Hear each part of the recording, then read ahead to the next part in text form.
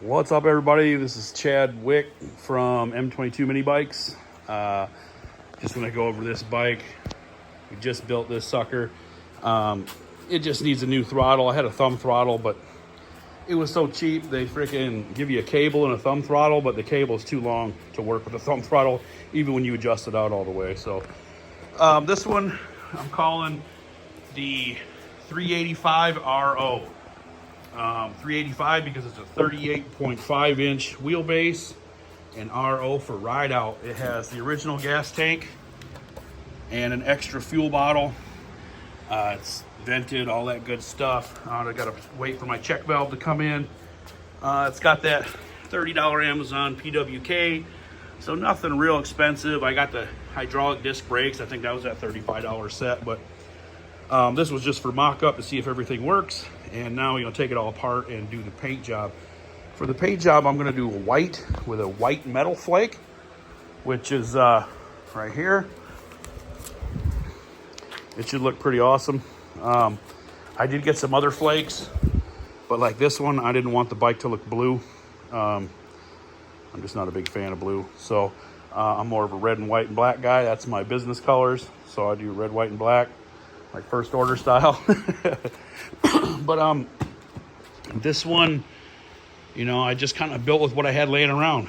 I had some extra pipe laying around, so I quick built the frame.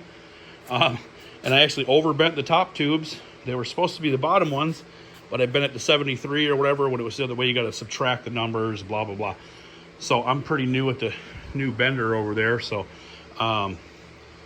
we just did it like this. So these are a 66 degree and this is 73. I think it turned out pretty good. I just wanted to build it super simple. But as you can see in the shop, man, shop gets freaking hit after a build. Like when I get into the build, things just get torn apart and set everywhere. It is freaking crazy around here. Like it'll take me a couple days to recover organizationally wise from building the bike. So, you know, that's just how it goes. But yeah, I mean, I like white, red, and black, so we're gonna do that. I got these handlebars off Amazon. I think they were 50 bucks. That's like the second most expensive part on here. I don't know, the forks are 100 bucks. I get them from Studs. They're here like the next day, which is pretty sweet. I ended up putting the mount, I think the way I want it, on the wrong side. Those holes should be on the other side, but I did it kind of like GTs did it. Okay, they have it on the outside or on this side here. This one, they had the engine sticking way the hell out the side. I just thought that was stupid. So with these wheels, it has a big hub there, see? So it's real close, and you know, most of my bikes have real tight tolerances. I like that anyways. There's no need for crap. So I used this aluminum mount here and just drilled my own holes, so it's now she'll slide front and back and side to side, which allows me to line up that chain perfectly. And I have a little laser that I put on there, and I mean, it's dead quiet. It's so straight. So, and then it centers the engine as well. So this bike should ride really, really nice. Like I said, it's made for ride outs. You know, it's got a nice hard seat. You know, it's not gonna, you know, wear out in a couple weeks. That sucker's gonna last. Got it off eBay for 100 bucks. So I think I might have $600-700 into this one with the motor. Like I said, I put springs. I put 26-pound springs, put Champion rockers, chromoly push rods, hot 265 cam, and I got all that from Chubbs, from 605 Mini Bike Gang. I made a meme out of that kid. I'll tell you a quick story. I made a meme out of him because he was carrying that cooler for this crew, and I thought that was the coolest shit I ever seen. Good on you, dude. So I'm like, man, I was feeling generous. I mean, I got fuck you money, basically. It's as simple as that, so I could afford to be nice once in a while. So I sent them basically the same thing I had. You wanted 265 cam, Champion rockers. I said, well, hell, I'll do the same thing. That must be what they're running out there, just to get a, you know, I just wanted a decent, you know, overall speed. I'm not looking to break records. I just want a ride out bike. And I didn't want to spend too much money in case old Gretchen the Betchen here in Michigan wants to take my bike. So if I go down to Detroit and ride out and I get stuck, I didn't want to run out of gas for one, so I can just kind of quick dump some in there. I mean, hell, while you're riding, you just dump it, stick it right in there and dump it in there, and I ain't stopping for the cops. You know what I mean? You're safe in the pack. So, kind of. But anyways, it's designed for a ride out. It's designed for long ride, comfortable, but still standard mini bike, 6-inch wheel. To me, I think mini bike is 4, 5, 6-inch wheel. You start going into stuff like this, that's more of a mid bike or a motorcycle, you know what I mean? Even a little fatty. I mean, even though that is a mini bike, you know what I mean? It's 8-inch wheels, we're pushing it. You know what I mean? I think for standard mini bike, 5 and 6-inch wheels is what's up. But that's why I always kind of mess around, call those mid bikes, you know what I mean? But that's just me. So yeah, you can see all my little fun stuff in here. This is my GT's drag. We're finally getting this thing working right.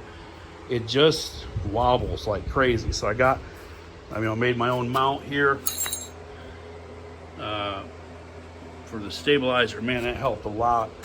You know, but as the powder coating's wearing off, it's getting tighter and tighter. So I think the powder coat was the reason I was getting wobbles so bad. But now it seems to be pretty good. And I did put a PWK on this one too, because I'm getting top MPH of about 48 with this thing, and this is a fucking $1,000 motor. You know what I mean? I was pretty pissed off. It's supposed to be all built and badass till it's an RS or whatever.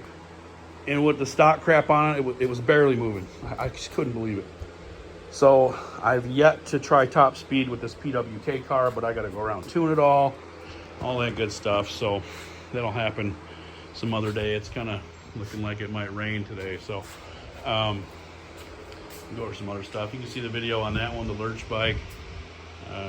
This is my son's cart here. This is a Cadet with the 196 clone. That sucker never been raced, all brand new. He's got the floating disc brake set up, which is pretty pimp. And then here's mine, which is a Tony cart EOS. I guess a 21, something like that, or 22, 21. We got new shoes on it, new fat boy seat, and that's got the LO206, the what do they call that? The animal Briggs LO206. So this is real nice. Got magnesium parts and everything. Real nice. Yeah, the shop is just hit. Oh my god. Yes, I get in the zone and I just set shit down, and I spend most of my time looking for stuff. Here, look at these. So these are the $150 dies or whatever, and Bender from Amazon. And this sumbitch works real good. I bet my whole first bike, that electric fat tire bike with this sucker, but it just makes a big bend, where this one is only 3 inches, which is nice and small. Yeah, you can't really see it. It's a lot smaller bend, so that's nice. But just the damn die was 250 bucks. So, you know. But I think this is the most valuable tool I have, is this handheld bandsaw. It cuts through steel pipe like fucking butter, which is really nice. I'd say that tool and this one is, well, this is my most used tool. Probably third and second over there. But you're gonna build mini bikes, you're gonna want one of those. You're gonna want one of those, and you're gonna want one of these. I'm still on my first blade, and it's cut through 50 pieces of pipe. It's awesome. I tried to get a regular bandsaw. They run too fast for steel. You know, if you ever take machining or anything like that, you know that there's different speeds for different metals are ideal. Going too fast, it ruins the blade. Drill press is nice to have, but I think if you're gonna build, you really don't have to have that, but it's real nice. And the jig, I mean, Jesus, you gotta have that. You know what I mean? I just keep mine portable so I can change what I want. I didn't want to buy $400 of steel. So, but yeah, shifted standards. I probably get a couple more of those carpets for these builds. Oh, another thing, I'm gonna show you guys how to do the flake job. Basically, you know, ghetto backyard flake job. It's got some white flake. So basically, we're gonna Bondo it up nice, and I have a little 10x10 pop-up tent, and we'll set that sucker up, paint it all white, prime it, paint it, with a base coat white. You got to get the same colored flake, okay? Don't try to put flake and then put candy over it. It looks like trash. Unless you really know how to do a candy layout like a pro painter, then it looks nice. But if you don't know what you're doing, don't try it. Flake is tricky. And one of the biggest things about flake is it gets freaking everywhere. I mean, it's everywhere. So that's why we set up a building outside and do it out there. So what we'll do is we'll paint it white, and I'll get a first coat of clear on there. And I'm gonna take this fan right there and point it into that room, and I'm gonna get this thing hanging on a rope and spin the shit out of it, okay? While that fan's blowing, then I'm gonna show you how to sprinkle flake above that fan and have it blow on the twisting frame, and you'll see it'll coat it really, really nice.